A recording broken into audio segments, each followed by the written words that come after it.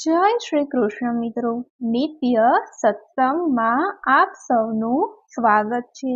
આજે આપણે સાંભળીશું જ્યેષ્ઠ વદ 11 યોગીની એકાદશીનું વ્રત કથા મહાત્મય। જો આ વિડીયો તમને પસંદ પડે તો લાઈક અને શેર કરી ચેનલને સબસ્ક્રાઇબ જરૂરથી કરજો।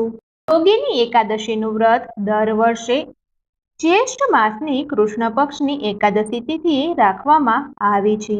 વર્ષમાં આવતી 24 એકાદશીઓમાંથી યોગીની એકાદશીનું પણ ખૂબ જ મહત્વ છે। શાસ્ત્રો અનુસાર યોગીની એકાદશીના વ્રતથી તમામ પાપોનો નાશ થાય છે, સાથે જ જીવનમાં સુખ સમૃદ્ધિ વધે છે।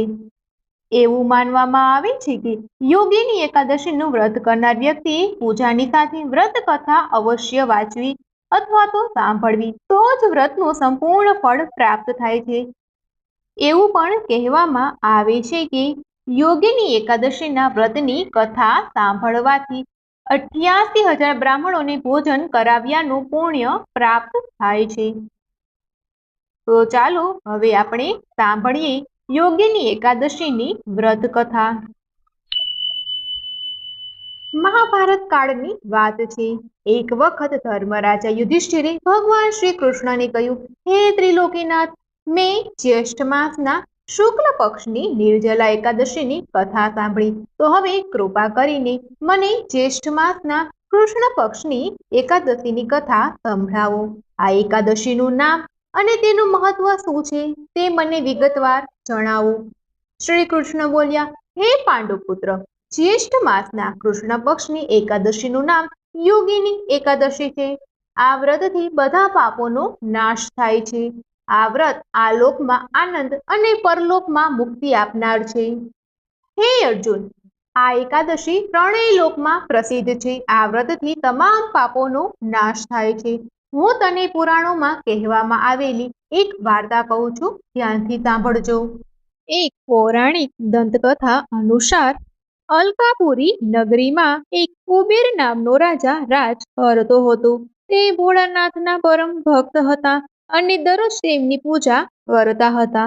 હેમ નામનો માળી રાજા કુબેરની પૂજા માટે ફૂલ લાવતો હતો, પરંતુ એક દિવસ માળી તેની સુંદર પત્ની વિશાલાક્ષી સાથે રમૂજ અને ઉલ્લાસમાં મશગુલ થઈ ગયો અને ફૂલ આપવા આવ્યો નહીં। બપોર સુધી માળીની રાહ જોયા પછી રાજાએ તેના નોકરોને માળીની ગેરહાજરીનું કારણ જાણવા મોકલ્યા। પછી નોકરોએ આવીને કહ્યું કે, હે રાજા, હેમમાળી તેની પત્ની સાથે આનંદ કરી રહ્યો છે।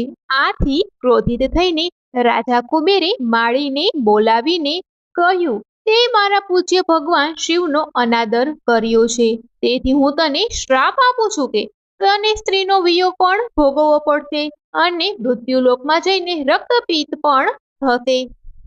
રાજાએ આટલું કહ્યા પછી શ્રાપને કારણે માળી સ્વર્ગમાંથી પૃથ્વી પર પડી ગયો। તે જ સમયે પૃથ્વી પર આવતા તે રક્તપિત્ત બની ગયો। હેમમાલી ખાધા પીધા વગર ભિખારીની જેમ જીવવા લાગ્યો અને બીજી બાજુ તેને તેની પત્નીની યાદ આવવા લાગી, પરંતુ શ્રાપને કારણે તેના નિયંત્રણમાં કંઈ ન હતું। એક દિવસ માળી ફરતો ફરતો માર્કંડેય ઋષિના આશ્રમમાં ગયો। માળીને આવી હાલતમાં જોઈને ઋષિએ તેને તેની હાલત વિશે પૂછ્યું। પછી માળીએ ઋષિને શ્રાપ વિશે કહ્યું। આખી વાત જાણ્યા પછી માર્કંડેય ઋષિએ હેમમાલીને યોગીની એકાદશીનું વ્રત રાખવાની સલાહ આપી। પછી માળીએ ઋષિના આદેશથી જ્યેષ્ઠ મહિનાની કૃષ્ણ પક્ષની યોગીની એકાદશીનું વ્રત કર્યું અને આ વ્રતની અસરથી માળી તેના શ્રાપમાંથી મુક્ત થયો અને ફરીથી સ્વર્ગીય નગરી અલકાપુરીમાં ગયો અને તેની પત્ની સાથે સુખેથી રહેવા લાગ્યો અને તેનો રક્તપિત્ત પણ ગયો। યોગીની એકાદશીનું વ્રત કરવાથી તમામ પાપોનો નાશ થાય છે અને સાથે જ જીવનમાં સુખ સમૃદ્ધિ આવે છે। તો મિત્રો, આ હતું યોગીની એકાદશીનું મહાત્મય તથા વ્રત કથા। જો આ માહિતી તમને પસંદ પડી હોય તો વિડીયોને લાઈક અને શેર કરી ચેનલને સબસ્ક્રાઇબ જરૂરથી કરજો। જય શ્રી કૃષ્ણ।